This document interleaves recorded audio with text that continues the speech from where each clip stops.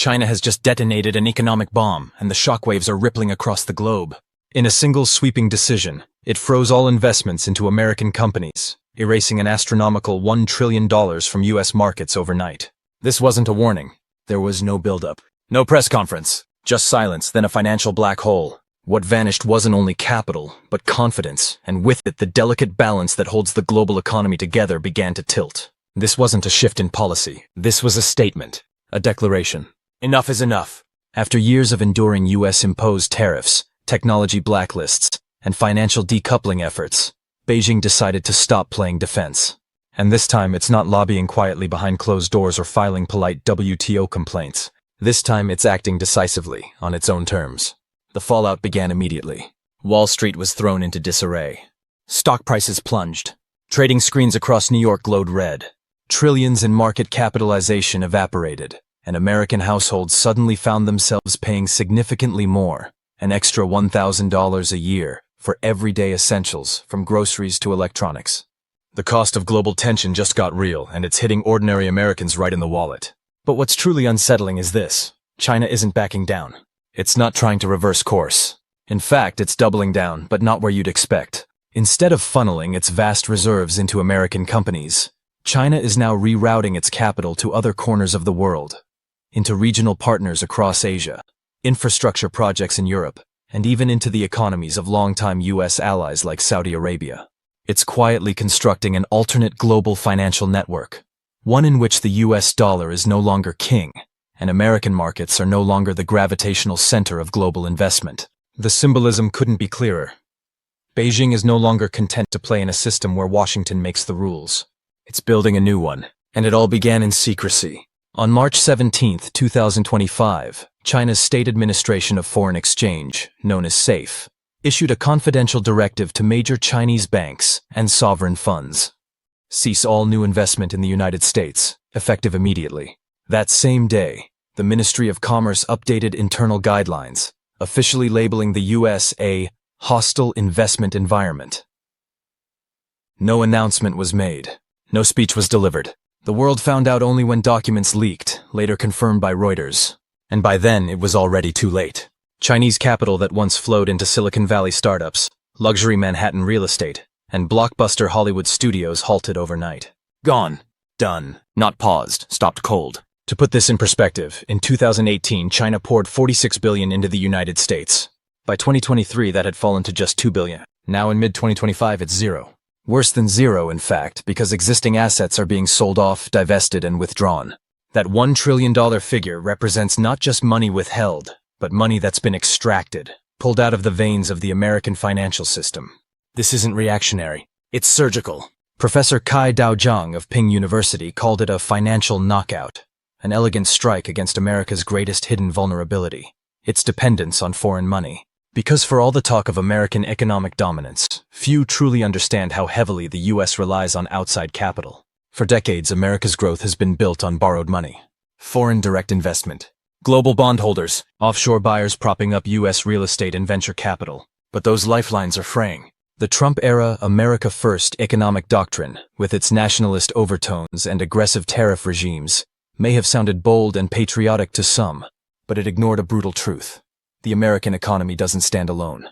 It's a house wired into a global grid, and pulling the plug on international cooperation has real, measurable consequences. The data lays it bare. In 2023, the United States pulled in $311 billion in foreign direct investment. That's not just paper money. It builds factories, fuels innovation, creates jobs. It's lifeblood. Zoom out further. Since 1991, foreign investors have poured an incomprehensible $128 trillion into U.S. stocks, bonds, and other financial assets. That flow keeps the markets running.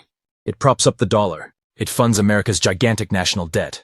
As of 2025, the U.S. owes more to the world than its entire annual economic output.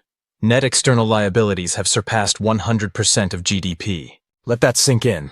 The economy most people think of as the world's strongest can no longer fund itself internally. Without the trust and money of the world, borrowing becomes more expensive. The dollar weakens and growth slows. And it's already happening. According to the Bureau of Economic Analysis, foreign direct investment into the U.S. dropped by 34% between Q4 2024 and Q1 2025, plunging from $88.5 billion to $59 billion. That's not a dip, that's a dive. Stock investments plummeted 62.5%. Global investors are voting with their wallets, and their verdict is clear. The US is no longer a safe bet. Why? Because policy volatility, trade uncertainty, and constant threats of sanctions or tariffs have made the US an unpredictable environment for long-term investment. The Trump camp insists this is part of a grand plan to bring industry and jobs back home. But economists like Paul Ashford from Capital Economics are warning that this kind of geopolitical brinkmanship is backfiring. Instead of building resilience, it's creating paralysis. Boardrooms around the world are delaying investments, hedging exposure to the US, and looking for alternatives. Meanwhile, China is offering them one. And as Beijing pumps capital into new trade routes, fintech ecosystems, and regional development banks, the message is clear. There's a future beyond Wall Street. So what happens next? Is this economic revenge? A strategic rebalancing? Or is it something deeper? The beginning of a fundamental global power shift. One that leaves the US struggling to maintain the influence it once took for granted.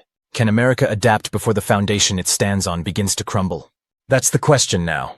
Because what we're seeing is not a financial hiccup. It's a storm. A trillion-dollar storm. And the center of it is not in New York. It's in Beijing. The idea that the United States can simply detach itself from the global economy ignores the deep interconnections that define modern commerce. Take BMW, for example. More than half the cars it sells in the US are built domestically. Yet Peter Navarro, former trade advisor under Trump, dismissed such foreign investments as scams. It wasn't until other Republicans stepped in to defend BMW that the true importance of foreign capital to American industry was acknowledged. Meanwhile, debates in Washington over a new 20% tax on foreign corporate income are raising alarms. Experts at the Tax Foundation warn that such moves could drive investors away. Pushing global capital out in favor of nationalist slogans threatens to disrupt markets, raise prices, and stall innovation. By 2026, the US faces the daunting task of refinancing $4 trillion in corporate debt. Without foreign buyers, that burden could become unmanageable. The US economy relies on global investment. Shut off that flow, and the system begins to falter. As tensions between the US and China continue to escalate, through tariffs, tech bans, and financial restrictions, China is no longer standing still. In early 2025, the US restricted investments in Chinese tech firms. In response, China began pulling its money out of the US, knowing full well how dependent the American economy is on that capital. China has not just stopped investing, it's actively redirecting funds elsewhere. In 2024, Beijing sold $57 billion in US Treasury bonds, dropping its total holdings to $756 billion, the lowest level since 2009 and the largest sell-off since 2016. Chinese banks, acting under guidance from the People's Bank of China, have started to close off dollar-based transactions with American institutions. The money is flowing out to Southeast Asia, where nations like Vietnam and Indonesia are attracting government debt investment, and to other strategic partners. Even Saudi Arabia, once a dependable US ally, is shifting course, investing $50 billion in a tech fund co-managed with China and Singapore. The impact in the US has been swift. News of the capital flight triggered a major sell-off in the stock market. Over the last 3 months, investors have withdrawn $120 billion from US funds. Bloomberg reports that small and mid-sized companies are suffering the most. China's departure has started a chain reaction. Others are following. Norway's sovereign wealth fund pulled $1 billion from US tech firms, citing regulatory unpredictability. Japan's largest pension fund cut its investments in US real estate by 30% following a downgrade of US banks. The looming $4 trillion corporate debt refinancing is fast approaching, and with foreign capital fading, American firms are left to borrow domestically, at far higher costs. In 2024, companies issued $430 billion in junk bonds at an average interest rate of 9.6%. Just 2 years earlier, that rate was only 5.2%. That spike has created a financial chokehold. Companies are hanging on by a thread. And it's not just corporations feeling the pressure. The new 50% tariffs on $500 billion worth of Chinese goods have triggered massive price increases. At the start of 2025, appliance prices surged, according to the Bureau of Labor Statistics. Retail giants like Walmart and Target have posted losses. The National Retail Federation estimates the average American family will spend an extra $1,150 this year on essentials like clothing, TVs, and electronics. Inflation remains elevated, and wages aren't keeping up. As a result, consumer spending is shrinking, and businesses are taking the hit. By the end of 2024, Corporate earnings for S&P 500 companies rose just 1.2% compared to 4.5% the previous year.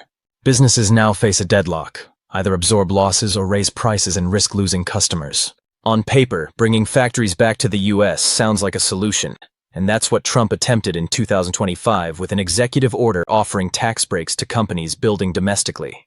But reality didn't match the vision. The National Association of Manufacturers is already raising concerns. Companies simply can't secure the funding to expand, with Chinese and Taiwanese investors pulling out. Capital for large-scale industrial projects has dried up. An $8 billion battery plant in Michigan has been frozen, and a $3 billion robotics facility in Nevada has been canceled. Even landmark initiatives like the $52 billion CHIPS Act are struggling. Intel's $20 billion chip plant in Ohio, once heralded as a symbol of American manufacturing revival, is now on hold due to market instability. While the US moves to delist Chinese companies from its stock exchanges, China is opening its financial markets to the world.